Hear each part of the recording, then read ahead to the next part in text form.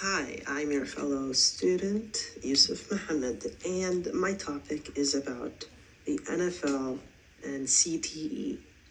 CTE is a traumatic brain injury, and one of the ways they get it is to traumatically hit your head forcefully against something over and over again. For the average person, this usually doesn't happen that often, but for your average football player, every down, every play, you're making contact at full speed with another player. And this in turn causes mini concussions, which lead to major concussions, which could lead to CTE, which is uncurable and can last a lifetime. I found a topic that was on ESPN. This topic was published by the author Kevin Seifert. Kevin Seifert talks about many things in his article. He talks about percentages. That's one of the main reasons I chose it, because he gets into the specific percentages of how much injuries related to CTE have increased in the last 2 years. He says in his article that an 18% jump from 2021 occurred, and that was 14% higher than the 3-year average before that, between 2018 and 2020. So even though technology is getting safer, players are getting injured and hurt at higher rates more than ever. He continues on to say that the NFL did, however, experience success in its efforts to mitigate preseason practice concussions. So he's basically saying they've lessened their injuries in areas in which it's easier to lessen, but in terms of the actual gameplay, they have lessened it to a very, very minute, small degree. Through further analyzation that I've done on this article, I have really come to notice that the NFL has really, put a lot into their helmet and the safety of their helmet and the helmet design and its technology, and they've really have invested in that over the last few years. The author, he says in another part of his article, the position groups that were required to wear the Guardian cap experienced a 52% reduction in concussions over the same time period.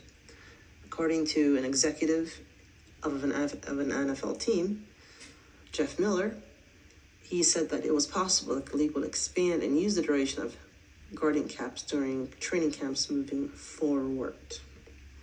So the NFL has really put a lot of effort into their helmet-based technologies, and they want to make sure that they can mitigate the statistics in their favor. This is really, really interesting because this is really a revolution that is taking place, because never before in the sport of football has this much investment gone on to the protection of the player. They're obviously, when you play football, they've always have pads, they always had, protection in different parts of their body.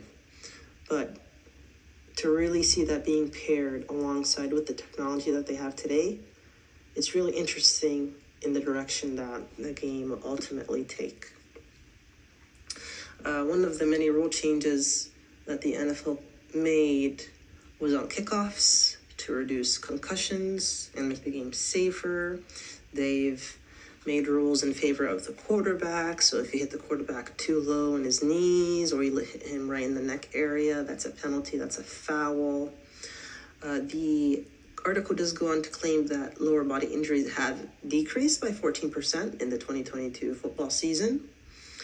And so the NFL is really trying to eliminate as many illegal tackles as they can, whether it's the horse collar, whether it's, bending someone's legs from behind.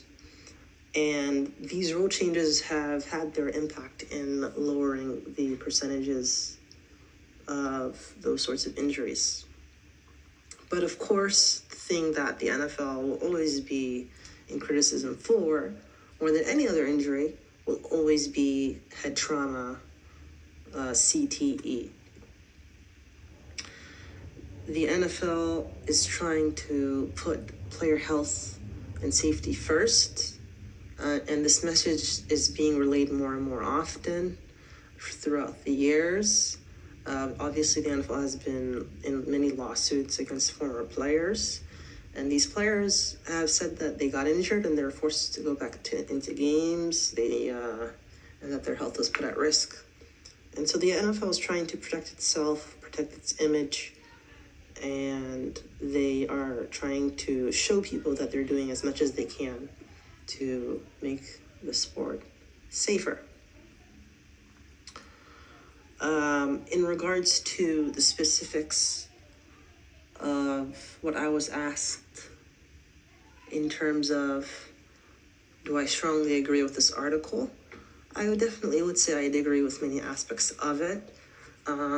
It doesn't really give any strong based arguments in terms of the author's opinion, but it gives many strong arguments based off of the evidence and the statistics and the data that have been happening. And so that's what the author lets speak. He doesn't really show his opinion. He really lets the data speak for itself. And this was a really good article because it was a really good mesh of, a lot of things, a lot of information, and it's very recent. And so it's really, really nice. Thank you. And that's about it for now. Enjoy your day.